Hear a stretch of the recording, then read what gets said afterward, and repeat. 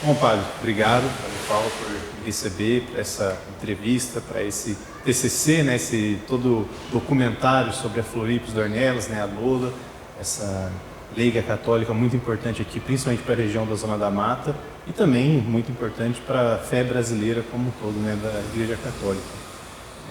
Muito obrigado novamente por me receber. Eu que agradeço, Guilherme, a oportunidade de divulgar um testemunho muito bonito. Uma pessoa tão humilde na sua história e ao mesmo tempo uma história tão rica de um testemunho de fé tão grande. Obrigado. Fazer esse documentário também é uma honra. A Florips Dornelas, como a gente sabe, não tem tantos santos canonizados aqui no Brasil, brasileiros por si só, né? A gente tem os mártires do Nordeste, né? A gente tem alguns outros, vários servos de Deus, veneráveis, mas santos mesmo, brasileiros são poucos e a gente sabe que esse processo da Florips ainda não está concluído, né? Ela também é uma serva de Deus, ela é mais uma santa no, vamos dizer, vocabulário popular. A gente vai falar um pouco mais sobre isso rapidamente também na entrevista, mas é sempre bom poder contar essas histórias, né? Esses documentários de pessoas tão virtuosas como a Lola, principalmente aqui também na região da Zona da Mata, que ela foi da Rio Pomba, cidade que ela morou aí grande parte de sua vida. Então fazer essa jornada espiritual também, né, junto da entrevista, é sempre muito gratificante. Vou começar a entrevista, então, perguntando sobre para o senhor como que era a Lola, né? Você que foi ali diretor espiritual dela por 13 anos, mais ou menos, né? Ficou bastante tempo ali com ela. Como que era a Florips, né? Qual a personalidade dela, as virtudes que ela tinha, né? Como, não só como leiga, como católica, mas também como uma pessoa muito humilde, uma pessoa muito, vamos dizer, de vida de oração mesmo. Como que era a Lola? Falar sobre a Lola, Guilherme, é sempre, para mim, no meu caso, emocionante, porque tive um convívio com ela, quase de uma mãe espiritual para um filho, que me posicionei diante daquela situação em que vivi. A Lola, ela nasceu na cidade de Mercês, no dia 27 de junho de 1912. Aos 4 anos de idade, a família dela transferiu-se para a cidade vizinha, Rio Pomba. Todas essas 2 cidades na zona da Mata Mineira. Era uma fazenda, eram 11 filhos, e uma dinâmica de trabalhos e atividades costumeiras da época. Ela cresceu nesse ambiente de uma família bastante católica, participativa na vida da igreja, tanto é que ela era inscrita na Pia União das Filhas de Maria.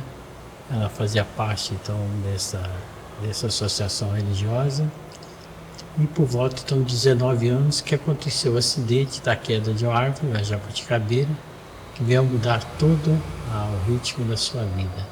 Mas até ali foi tudo muito dentro dos padrões da época. Família religiosa, numerosa, de uma vida também, assim, vamos dizer, de convívio, né, com a vizinhança e o restante da população da cidade, de uma forma bastante interativa. Era quase que uma representação da vida clássica do interior brasileiro, né? Isso. O Brasil, que sempre foi um país católico, vê ela também como essa figura tão humilde, tão, vamos dizer, comum, né? Como qualquer outra pessoa da época, e hoje em dia ela já é vista como aquela figura que parece que caracteriza esse Brasil do interiorano, e principalmente esse Brasil católico. A Lola sempre foi muito restrita à divulgação do acontecido na vida dela. Basta a gente se colocar no lugar dela que a gente vai entender que, de fato, uma moça com 19 anos subir na árvore para colher jabuticabas é um fato quase inusitado, mas é a simplicidade do cotidiano de uma fazenda. E de lá ela caiu, ficou paraplégica. Nessa queda e nessa situação em que ela se encontrou, a levaram algumas vezes a Juiz de Fora, onde para buscar recursos médicos. Os remédios não paravam no seu estômago, a injeção voltava o líquido pelo braço onde era aplicado, Ela foi parando também de se alimentar, ficou tomando apenas aquele caldo de frutas curtidas, muito comum no interior de Minas. Curtia frutas em época de Natal e outras épocas do ano. Ela gostava muito de tomar aquelas caldas, porque refrescava aquele quase calor que causava esse incômodo da queda. Né? E ali ela foi parando de ingerir também essas caldas. E não mais dormiu, não mais se alimentou, não mais tomou água. Ela apenas bochechava com a água para manter a boca mais úmida, mas não muito em seguida não. Algumas vezes, mas raramente. A pele totalmente hidratada, a lucidez, a desenvoltura dela ali, sem sair da cama, porque ela ficava sentada. Então ela tinha a limitação dos movimentos da cintura para baixo, mas da cintura para cima, paraplégica, então ela tinha os movimentos normais. Ela tecia artesanatos, ornamentava oratórios, tinha atividades manuais, assim, quase que uma atitude mesmo de lavorterapia, né? E ao mesmo tempo ela fazia coisas muito delicadas. Ela tinha uma coordenação motora muito boa, uma fineza também nos traços das coisas que ela fazia. Gostava de preparar e enfeitar oratórios com a imagem sagrada do Coração de Jesus para visitar as famílias e integrantes do apostolado da oração para divulgar essa devoção. Foi passando o tempo e as pessoas começaram a tomar conhecimento de que aquela jovem estava sob o cártaro de uma cama e sempre assentada, com as pernas recolhidas e numa paz interior, numa atitude de oração, sempre pautado para o coração de Jesus. As visitas foram aumentando porque as pessoas pediam a ela orações e ela dizia: o Sagrado Coração de Jesus é que atende. Ele que é o nosso Pai muito rico, que quer nos ajudar muito com a riqueza que Ele tem na largueza da bondade dele. Não deixava atribuir jamais a ela os milagres e graças que eram alcançadas. Como eram múltiplas essas graças e milagres, foi aumentando o número das pessoas que acorriam ao que ela fazia. A aluna não se alimentava, não dormia, não tomava água, então a disponibilidade de atendimento era, vamos dizer, da parte dela 24 horas. Começavam de madrugada as visitas e paravam bem tarde. Naquela época, 11 horas da noite era quase madrugada. Então tinha vezes que eram milhares. Teve dias que atingiu até 30 mil pessoas. Você imagina o que é isso? Uma pessoa, um de nós, em pleno vigor da nossa saúde, receber tanta gente assim no dia é extenuante. De mais a mais, a família muito acolhedora revezava, mas mesmo assim ficou muito oneroso para os irmãos dela ficarem recebendo essas pessoas todas. Com o falecimento do pai e da mãe, ficou ela e os irmãos. Aí, numa visita pastoral à cidade de Jocombo, o bispo auxiliar de Mariana era Dom Daniel Tavares Maíta Neves.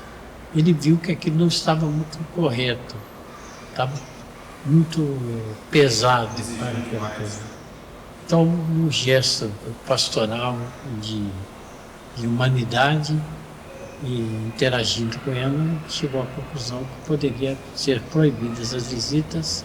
Ela passou a receber só os padres.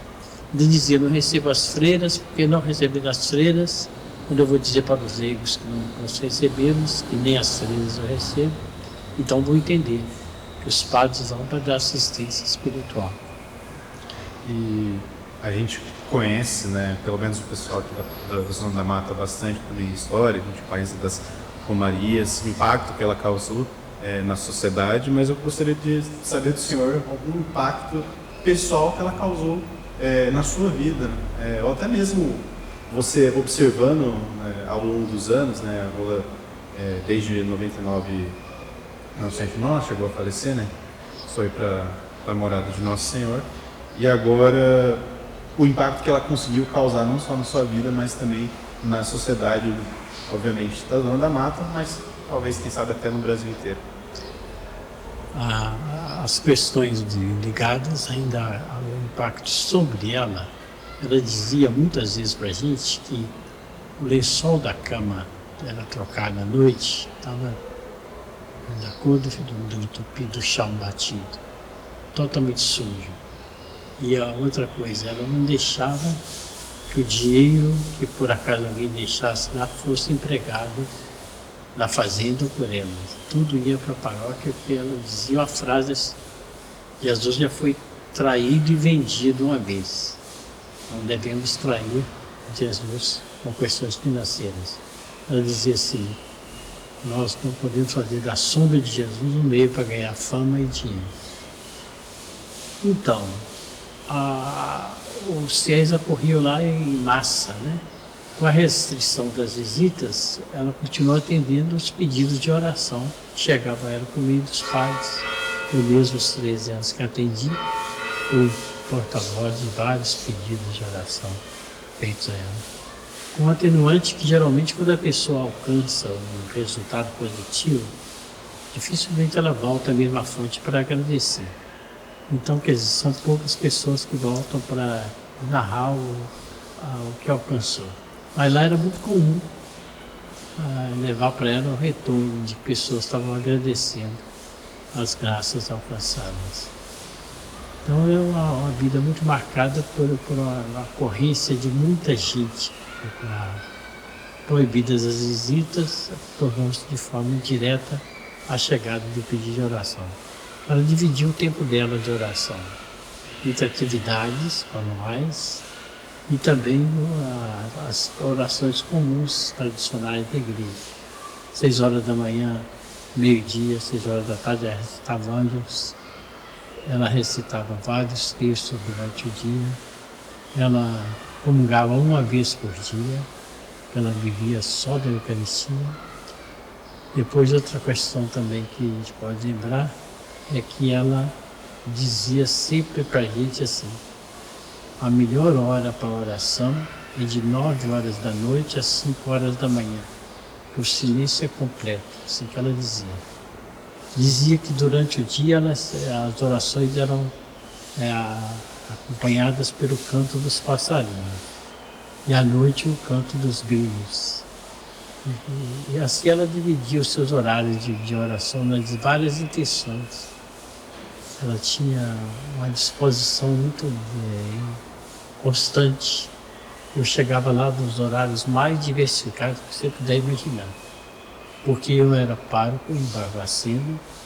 Natal e Ano Novo, por exemplo, eu celebrava a missa meia-noite em Barbacena, saía da 1h30 da manhã, dirigindo até Abricampo, que é a minha cidade natal, que passa por Rio Pombo, e passava lá na casa dela, e ela estava lá, pegava a chave da janela com ela, que ela morava sozinha, e refazia as orações, dava comunhão para ela, tinha vezes que celebrava a missa, e ela estava sempre com aquela afeição de que estava de fato acordada, alguém que foi acordado. Outra questão que também, eu me hospedei lá muito, na casa de hóspedes lá da fazenda. Eu disse a ela que em Belo Horizonte, no mosteiro que eu estive pregando retiro, tinha uma casa de hóspedes, lá de Jabuticatu, mosteiro das irmãs concepcionistas.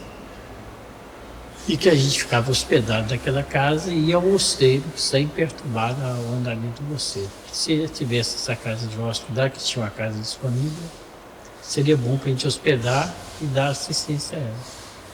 Então, eu, na casa de hóspede lá, eu ia lá em horários noturnos, diferenciados, ela estava sempre acordadinha.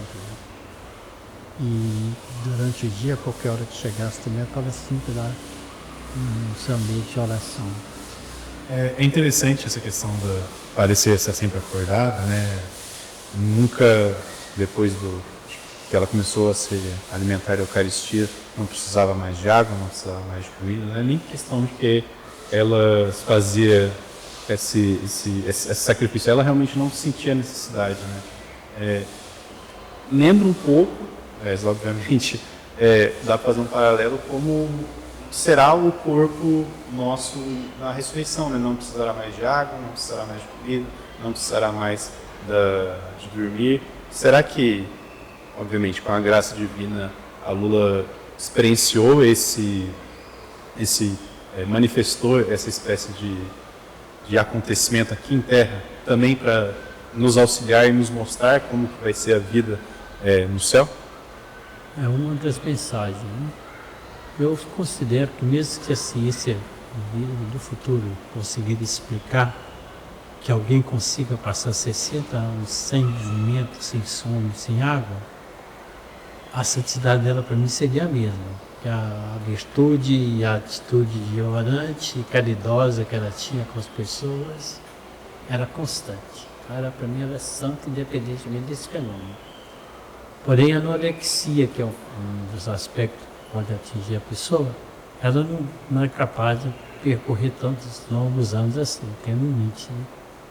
E ultrapassa esse limite. Mas mesmo que a ciência um dia chegar a explicar, não afeta para mim o grau de santidade dela. Ela é de fato para nós uma prefiguração, né?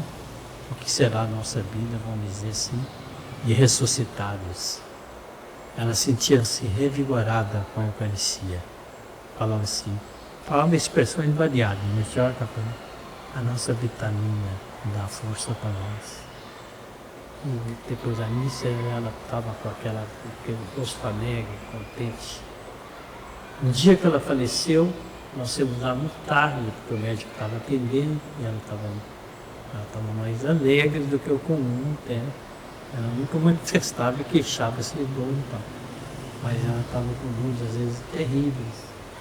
Uma vez ela me falou que as dores eram tantas e tamanhas que se não fosse a fé a pessoa tinha tendência até de querer tirar a vida, de não aguentar a sua fé. Tal.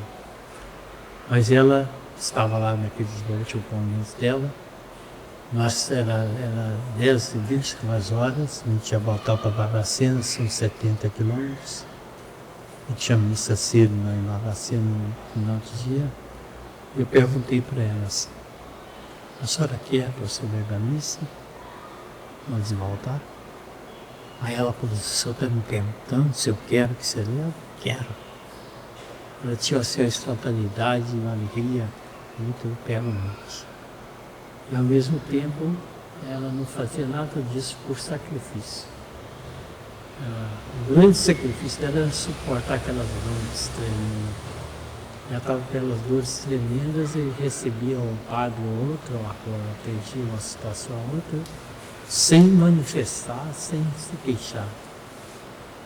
Já que ela não ingeria remédio, o doutor Cláudio, no tempo que a atendeu nos últimos anos, Lula, como é que eu vou conseguir atender a senhora?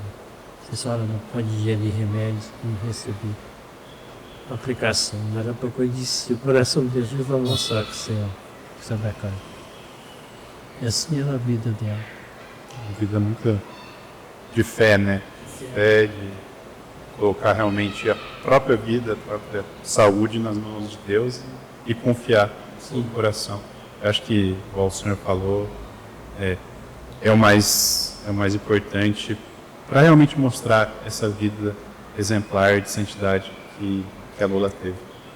Uma lição que o senhor pode nos dar através da vida, né, da Lula, como que a vida dela pode ensinar para nós católicos, não necessariamente só os católicos, né, mas todos que se deparam com a vida dela aqui no Brasil ou até mesmo no mundo inteiro. Como que ela pode nos guiar? O grande ensinamento da Lola é a confiança. Ela dizia muitas vezes, Deus é infinitamente misericordioso, mas se eu não confiar na misericórdia dele, eu não vou tirar proveito da misericórdia. Eu tenho que confiar.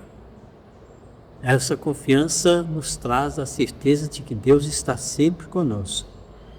Certa feita, uma senhora estava passando alto da pasto lá na estrada de sinal e percebeu lá a casa da Lola, que ela deve estar muito sozinha nessa tarde de domingo. Desceu, chegou, chamou, entrou e disse para ela, eu vim aqui porque achei que a senhora podia estar muito sozinha. Aí a Lola disse, eu fico muito feliz com a sua visita, é claro, mas eu não estou sozinha não. Ele está aqui. Não precisa ver não, mas ele está aqui. Porque ela tinha o Santíssimo Sacramento em frente à cama dela. Na história do santo, você não vai encontrar fácil algum santo que tinha o Santíssimo no próprio quarto. Só que não dormia, né? Parece-me que a Madre Teresa de Calcutá, nos últimos tempos da vida dela, tinha o Santíssimo no quarto dela. Mas são raridades. A grande mensagem é essa. Eu não sou sozinha, porque ele está aqui comigo. Disseram que estava tendo uma onda de assalto das fazendas, e ela estava sozinha lá. Aí não fala propaganda que estava sozinha. Ela não insultada, mas também não estava espalhando a notícia aí. Aí alguém falou assim, está sendo assaltadas as fazendas e tal. Por cima, meu coração me tremeu. Ele não deixa, apontando para o Sagrado Coração de Jesus. Ele não deixa. A confiança é tudo. Se você me permite, eu terminaria recitando a oração pela beatificação dela. Eu compus, na mesma hora chegou ao serviço lá em casa, do Steno, e aprovou. Deus Pai, que revelaste as maravilhas do reino aos pequeninos, nós vos agradecemos pelos tesouros de virtude e sabedoria que em vida concedestes à vossa filha Floripes Dornella de Jesus, Nola. Nós os pedimos pela força do vosso Espírito, exaltai sua humildade, elevando vossa serva à honra dos altares.